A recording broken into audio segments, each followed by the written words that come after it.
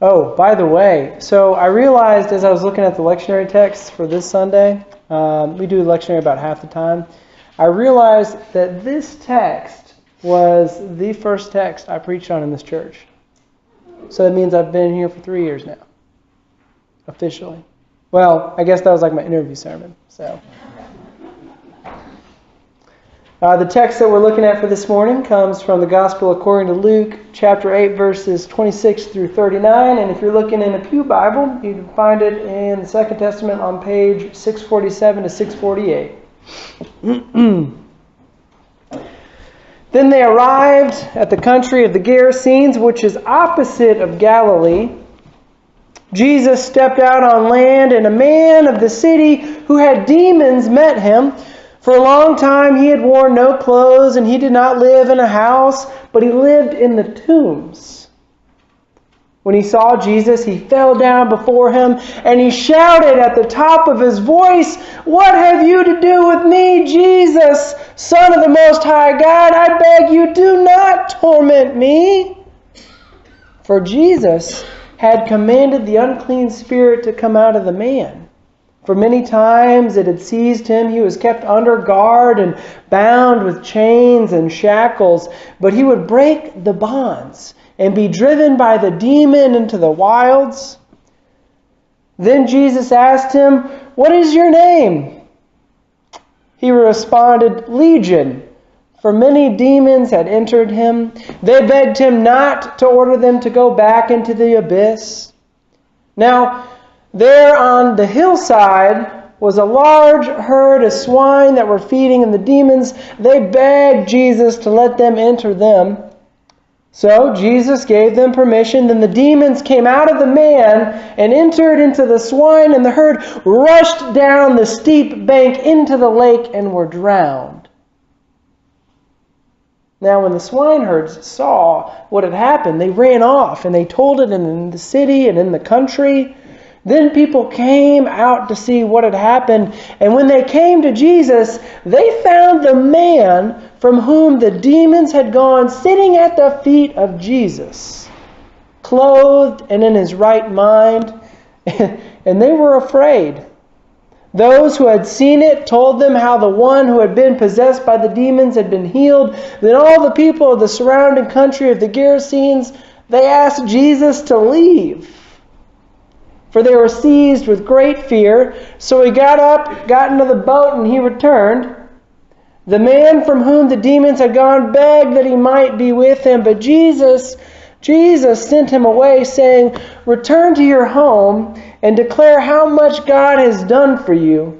So he went away, proclaiming throughout the city how much Jesus had done for him. Amen. So the story of the Gerasene demoniac is surrounded, I just like saying that too, Gerasene demoniac, is surrounded by several other stories of healing, and it seems that the author of Luke is trying to bring home the point of Jesus' power through healing. There is the story where Jesus brings the child back to life, where Jesus heals the woman who had been bleeding for years, as well as the healing of Mary right before they came over on the boat. Now, the disciples find themselves in an unfamiliar land amongst a group of people who have different customs. And as we see in the text, people who eat pigs. Can you believe that? Myron Dixon would not fit in. He's the barbecue guy. We can't forget the disciples, they've just crossed the lake. I believe it's something like 7 miles across, and the great storm that rocked the boat only rocked Jesus to sleep had happened just moments before, and the disciples are still catching their breath. Then, the moment that their boat hits the shoreline, this guy comes up running towards them. This man looked fearsome, and at the same time, you can't help but feel a little bit of compassion for him, perhaps at a distance. So, he is a bit intimidating, and his behavior indicates to the disciples that something's going on. Not only that, but he's naked. And well, it just seems like it's one thing after another for our heroes, Jesus and the disciples. So this man runs up to them just as they're stepping off the boat. He throws himself down before Jesus and calls out to him, "What have you to do with me, Jesus, Son of the Most High God? I beg you, do not torment me." The disciples are giving each other the shifty eyes. "Oh, do we need to get back in the boat?" Not sure if they're going to be attacked. They have no trouble seeing that he is not carrying any weapons, because he's naked. Peter makes a tentative backpedal towards the boat, but Jesus gives him a look that says, "You better stay right there." He then turns back to our unclothed friend and he does the strangest thing. He asks him, "What is your name?" The man's response is an indicator to anyone who has ever seen a horror movie that they should get the move on. The man's reply is that his name is Legion. That is when I would take off, for there are many spirits within him.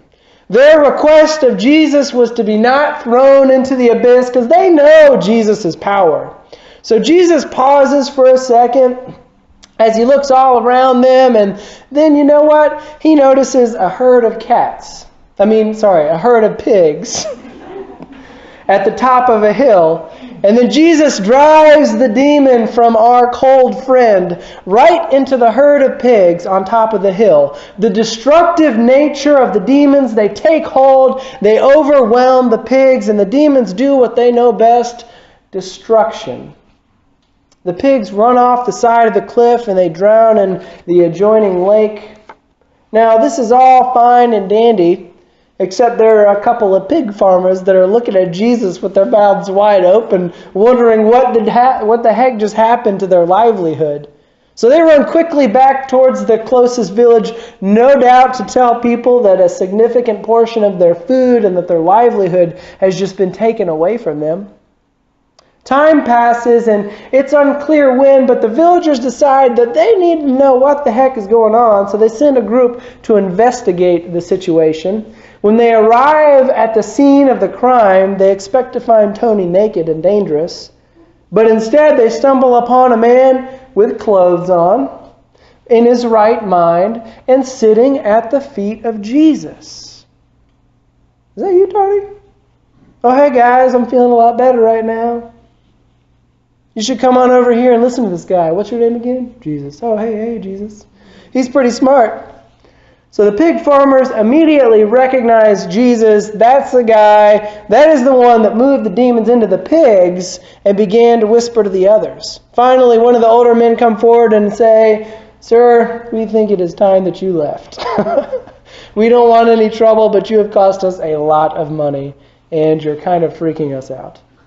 So Jesus knows why they're here, and he probably, does something Jesus-y, and he probably just sighs and he begins packing up the boat. But just as the boat is getting ready to launch off, Tony runs up beside Jesus. "How can I ever repay you? Let me come with you. Let me be one of your disciples." "There is no place for me here." Jesus knowingly looks at the man and says, "Your place is here. Go back to your home and tell everyone that what God has done for you. That's your job. And that is how you can follow me." Well, Tony ended up heading back to his village. At first, the people were angry with him because they still feared him. They wondered if he was really safe, and they had to tighten their belts because of the loss of the herd. Cold acceptance eventually turned to warm regard as Tony proved himself to be a strong, contributing member of their community. The disciples, well, they would continue on following Jesus, carrying the gospel to the ends of the earth and crafting the beginnings of the church to come. And Jesus, well, I think we all know what happens to Jesus. He continued to preach, to agitate, and to love. I kind of pictured that like the end of Stand By Me. So this is a strange story to the modern hearer because it so matter-of-factly talks about demon possession. And for many modern readers, it's difficult to consider the idea of demon possession, let alone on the scale that Jesus tackles in the story. The word legion probably referencing their experience of Roman armies occupying their territory and much of the world, each legion containing anywhere from 3,000 to 6,000 soldiers would be a terrifying sight. using the language to imprint that fear upon this man and the demons contained within him. The word legion expresses a powerful, unimaginable strength that invokes a sense of fear. Jesus displays not only his power as understood up to this point, but since the demons reside in the pigs, Jesus' power is now over a non-Jewish supernatural force, establishing that he is even more powerful than we thought up to this point. I mean, he just keeps getting bigger and bigger. So there are a lot of cultural and theological undertones with Jesus being in and working around a Gentile context. They're out of bounds and, well, they shouldn't be out there, some people would say. The crossing of the lake and the pigs are both indicators that they are in a different context. They are working with a different group of people that are typically not included. Our community might interpret this presence of demons maybe, I don't know, we might look at it as terms of an addiction. My time at Mercy helped me to see that we all suffer from addiction. Some are just more socially acceptable or easier to hide than others. We might look at this in terms of mental health, seeing the man suffering from schizophrenia or another mental health issue. Again, Mercy was an asset to me, as we all have healthy and unhealthy ranges of our emotions and mental health. Once again, some are more socially acceptable or easier to hide, but we all struggle with mental health in one capacity or another. What spoke to my heart this week while I was at camp are the demons that keep us from fully living out our calling to follow Jesus. I have a story, and at first it's going to seem like it doesn't connect, but I promise it does. I have a new mountain bike. It came in the mail this week, and I opened it up yesterday evening when I came home from camp, and you can tell a newbie mountain biker because they still have the reflectors on their mountain bike. You either take them off or they get broken off really quickly. But I was questioning talking about this just because, I mean, it's a hot topic, you know. But I looked up from my computer, and the light was coming in the window this morning, and it was hitting my reflectors, and there were rainbows like everywhere in my house. It was amazing. So, but I have been thinking about all week our sisters and brothers in Orlando, and it was good to be away from technology and at camp, and really it was good to talk to high schoolers about it. What they were thinking and what they were feeling. And the conversation wasn't saturated by media spins and only the loudest voices. Rather, it was guarded by mature, compassionate youth, except for when we were playing slip and slide kickball. What was expressed was confusion. How can an organization that claims to be loving and open be so closed off and indifferent to a vulnerable group of people? Referring to the church.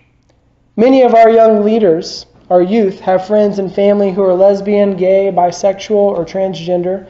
Their friends and their co-workers. Some of them are LGBT themselves. And I was talking with another minister about this, and coincidentally, he is also preaching on this. Actually, I think all the ministers that were there are doing something similar this morning. His main plea, my friend, was to do it for the kids. LGBT teens are 4 times more likely to commit suicide than their straight peers. I remember hearing jokes and making jokes myself about the LGBT community when I was in high school, but with the knowledge that I have now and hopefully a little bit more maturity, I would not do that, especially knowing that each episode of verbal or physical harassment, they are 2.5 times more likely to physically harm themselves, according to the American Journal of Public Health. The church is about breaking down barriers. It's about loving people. It's about healing. It's about encouraging. And sure, there are a significant number of other demons in which, the church is being kept from living out its calling. But this is what's happening right now. This is what happened last weekend. People are being hurt. People are being told that they are less than, that they are abominations or unnatural when nothing could be farther from the truth. The church, as Dr. King has put it, is not supposed to be a thermometer, reflecting the climate and morals and culture of the world. We are rather called to be the thermostat, setting the example for inclusion and loving nature of our world.